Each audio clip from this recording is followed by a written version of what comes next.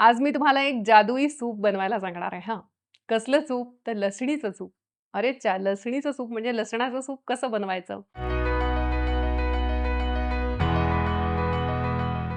नमस्कार, मी doctor Isha. Doctor Isha's palette ह्या आपल्या YouTube चॅनलमध्ये आपल्या सगळ्यांचं मनःपूर्वक स्वागत आहे. लसणाचं सूप हे उत्कृष्ट प्रमाणे आपल्याला बनवता येतं आणि ते तुम्हाला तुमच्या छातीतील कफ मोकळा करण्यासाठी, इम्युनिटी वाढवण्यासाठी, वातविकारांचं सुद्धा खूप सुंदर औषध आहे बरं का लसूण. आणि त्याच्यामध्ये जे काही आपण पदार्थ वापरणार आहोत ना, त्याच्यामध्ये आपण लसूण वापरणार आहोत, कांदा वापरणार आहोत, दालचिनी आणि लवंग वापरणार आहोत. हे चारही गोष्टी ह्या उत्कृष्ट अँटी फंगल आहेत, अँटी बॅक्टेरियल आहेत, अँटी व्हायरल आहेत आणि म्हणजे जंतुनाशक आहेत थोडक्यात. त्याच्यामुळे जर तुम्हाला सर्दी झाली, कफ झाली, लगेच जर तुम्ही याचं सेवन करायला सुरुवात केली, तर अँटिबायोटिक पर्यंत प्रकरण पोहोचणारच नाही.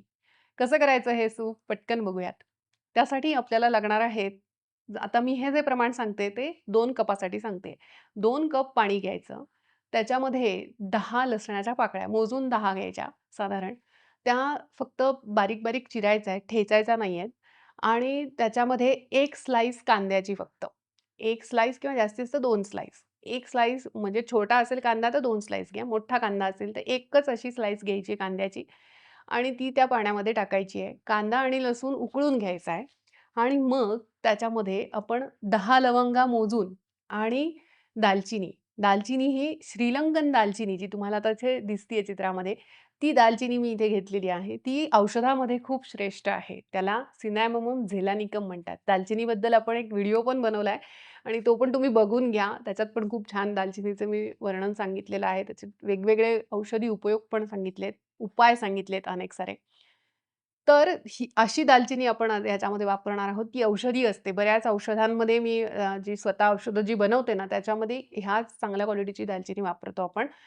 कारण त्याच्यामधलं जे तेल असतं, ते सगळ्यात जास्त गुणकारी असतं आणि बऱ्याच वेळा मार्केटमध्ये काय होतं, तुम्ही जेव्हा त्याचे चूर्ण किंवा भुकटी घेतात दालचिनीची विकत, तेव्हा त्याच्यातलं तेल काढून टाकलेलं असतं.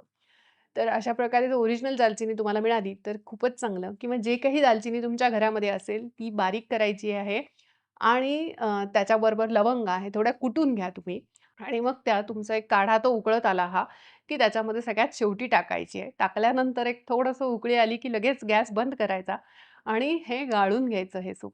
ज्यांना लसूण आणि कांदा कच्चा खाल्लेला अशा प्रकारचा आवडत असेल, तर तुम्ही गाळलं नाही तरीही चालेल. तुम्ही कांदा आणि लसूण चावून खाऊ शकतात आणि त्याच्यामध्ये गाळल्यानंतर आपल्याला लिंबू लेमन ज्यूस थोडासा टाकायचा आहे. त्यामुळे लिंबू पिळून टाकायचा आणि असं गरम-गरम सूप जर तुम्ही हिवाळ्यामध्ये, वातविकारांमध्ये, सर्दी, कफ झालेलं असताना जर घेतलं, लहान मुलांना सुद्धा चालतं हे. किती प्रमाणामध्ये घ्यावं? तर लहान मुलं असतील तर अगदी पाव कप जरी दिलं तरी पुरेसं आहे. मोठी माणसं असतील तर अर्धा कप तरी मिनिमम हे सूप पिण्याचा प्रयत्न करा. कारण की ह्याची चव अगदी त्या तुमच्या बाकीच्या सूपासारखी वगैरे एकदम सुंदर लागेल टोमॅटो सूपसारखी असं नाहीये. परंतु औषध ह्या स्वरूपामध्ये तुम्ही ह्या सूप सेवन केलं पाहिजे.